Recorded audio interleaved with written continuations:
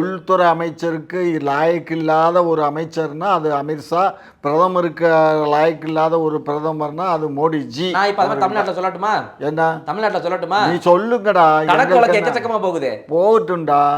நீ உங்களுக்கு எதிர்க்கட்சி பூரா எங்களை திட்டுறதானடா வேலையா வச்சிருக்கீங்க. நீங்க அதே மாதிரி தானே அங்க திட்டுறீங்க அவங்கள. நாங்க அவங்கள என்ன திட்டுறோம்? என்ன திட்டல? அமித்ஷா என்ன இங்க உள்துறையை வச்சுக்கிட்டு என்ன புடுங்குறாரு சொல்லு. நீங்களா பேசுறதுக்கு தகுதியற்ற ஒரு இதா இருக்கீங்க. பக்கத்து மாநில ஆந்திரா 2000 கோடி ஒதுக்கி இருக்கான். சொந்தமா தொழில் பண்ணி முன்னேறி வாடா பிசினஸ் மேனா அப்படின்னு சொல்லி 2000 கோடி ஒதுக்குறான். இங்க நீங்க வெறும் 150 கோடி ஒதுக்கி வச்சுக்கிட்டு வாங்க பிசினஸ் மேன் ஆகுங்கன்னா எப்படி ஆகும்? அதுவும் 65% நான் போடணுமா, 35% தான் உங்க மானியத்துல கொடுப்பாங்களா? அங்க போய் பாருங்க, ஆந்திராவில் 2000 கோடி தூக்கி அப்படியே கொடுக்குறான். நல்லா வளர்ந்து வாங்கினாரு. 2000 கோடி தூக்கி அப்படியே கொடுக்கலடா. அங்கேயும் நீ ஒதுக்குனதை மட்டும் தான்டா பாக்குற. அதுல இருக்கக்கூடிய உள்ள இருக்கக்கூடிய சட்ட திட்டங்கள் இதை சட்ட திட்டங்கள் இருக்கட்டும். ஒதுக்குனது எப்படி ஒதுக்கி இருக்கான்? 2000 கோடி ஒதுக்கி இருக்காங்க. 150 கோடி ஒதுக்குறீங்க.